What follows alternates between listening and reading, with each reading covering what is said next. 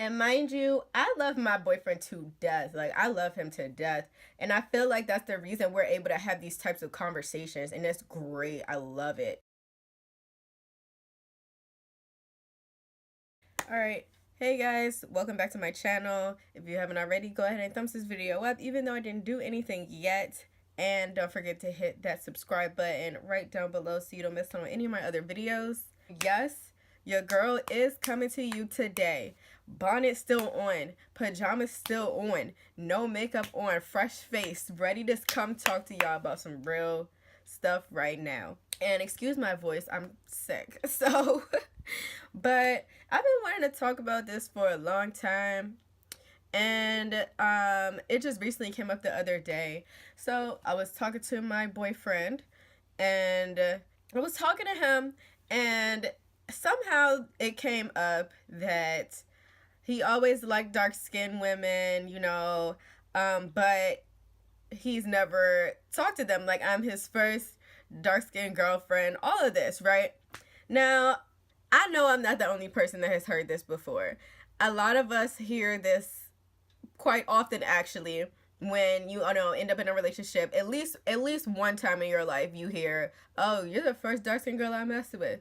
And you kind of like think to yourself, why is that? And I feel like I hear this a lot too. Like, guys will say, oh, dark skin is so beautiful, da da da, but they don't follow it up with actually dating a dark skinned woman. Like, they will date the light skinned girl, or the mixed girl, or the Spanish girl, the white girl, the girl with the pretty hair, you know what I mean? Like, but you say you're attracted to dark skinned women. And mind you, there is a whole other conversation that goes on with it's mainly dark skinned men that say they're not attracted to dark skinned women. That's a whole different conversation. That's not what I'm talking about. I'm talking about the men that say they are attracted to dark skinned women, but they just don't, like, their actions don't line up with what they're saying, right? So I asked him why, trying to get a little deeper understanding, because I really wanted to know, why is that you guys feel that way, but you don't act on it.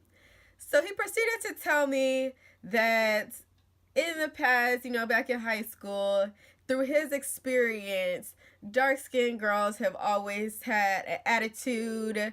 They were mean. They were loud.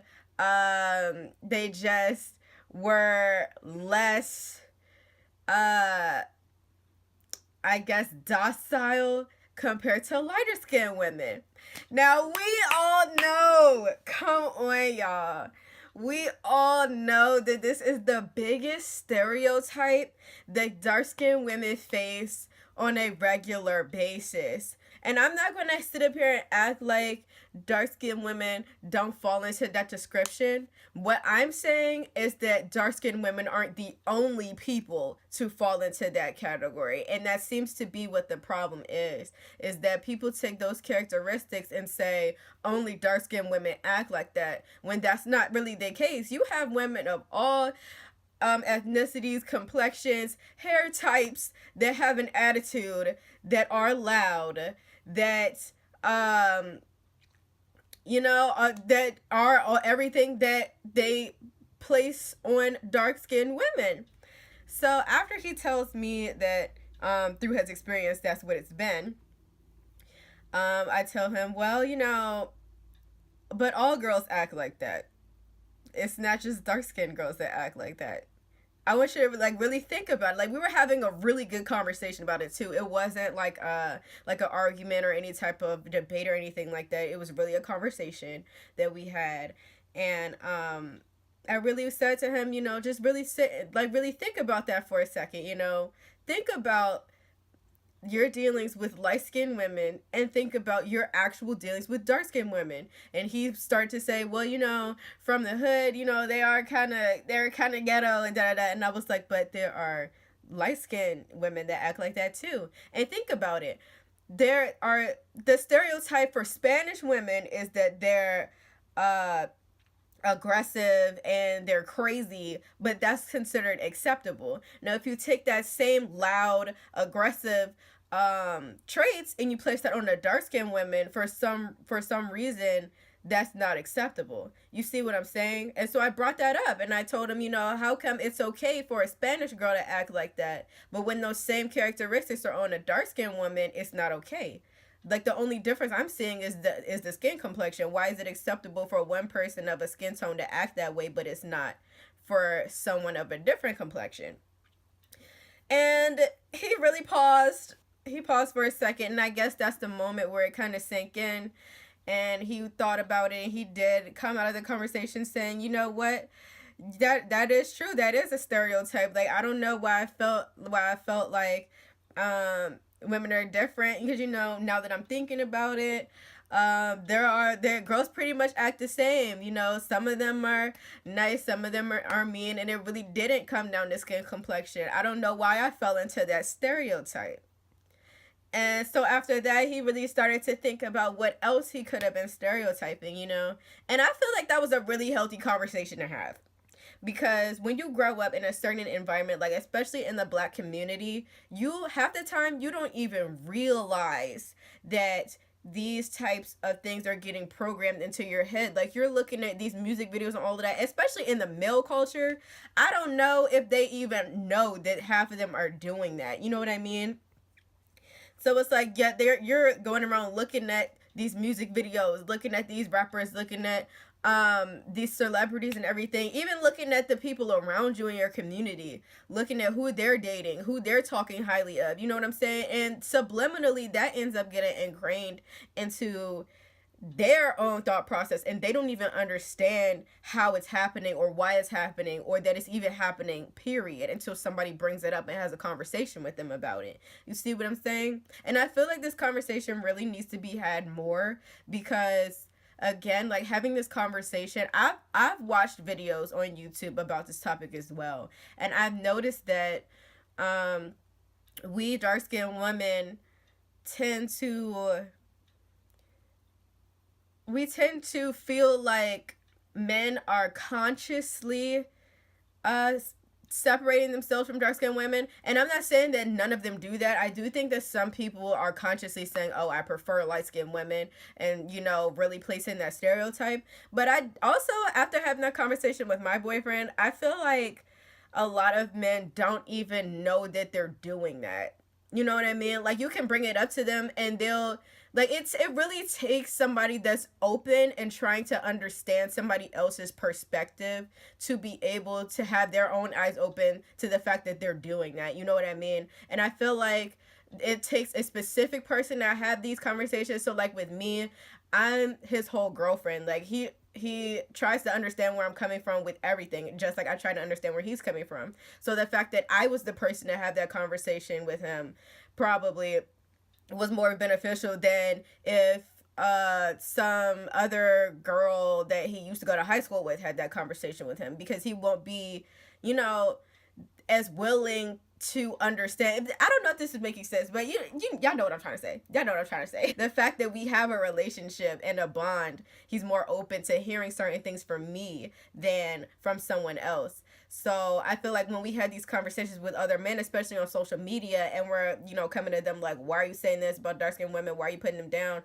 They don't know us from anyone. You know what I'm saying? So it's like, they're not going to be as open to having that conversation with somebody that they don't even know about these things. They're going to feel attacked. Basically, they're gonna feel attacked. I'm not saying that this isn't a conversation that needs to be had. I'm saying it's a conversation that's more beneficial if it's had with somebody that you are personally connected to, because they'll be more open to seeing your side of the story. Just think of it like some random guy comes up to, like, you make a comment, some random guy comes up to you saying, I don't understand why you feel like that, you're sexist. You know what I mean? Like, you're not going to be as open to trying to understand where he's coming from. You're going to think, oh, this is a troll. He's a hater. He's random. Like, why is he even sliding in my mentions talking about this? Like, I don't even know you. You know what I mean? You would get defensive. So, yeah, just tying everything back, I feel like as dark-skinned women, having this conversation, we should start the focus on people that we're close with and trying to get them to understand that way before we start trying to go out here and have these conversations with people we don't even know. because they'll do that. You know what I mean? Like if you talk to your brother about it or your boyfriend about it, you know what I mean? And then you change their understanding, they'll go talk to their friends about it. You know, and then that'll change their understanding. Then they'll go talk to their friends about it, and then so on and so on. You know what I mean? Like you can, it's best to start with the people that you're closest to because it's more effective that way. From what I've seen. Now that is not to say that it is acceptable for y'all to be using this stereotype as an excuse, because that's exactly what it is. It's a stereotype and you're using it as an excuse to avoid women of a certain complexion. And that's a whole nother conversation. But then, like I said, half of the time they probably don't even realize that they're doing that anyway. So I feel like when having this type of conversation, we do need to be more patient and understanding, even though it's been a while. But there's new generations that come all the time.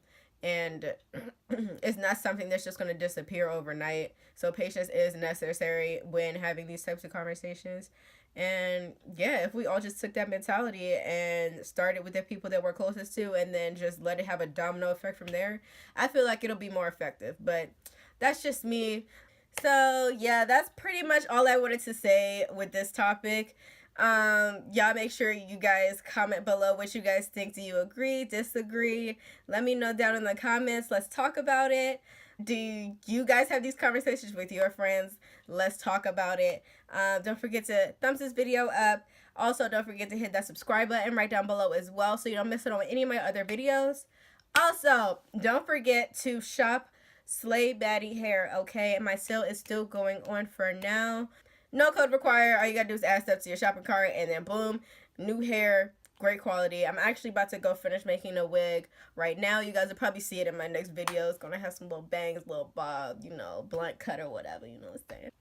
Thanks guys for watching, and I'll definitely see you guys in my next video.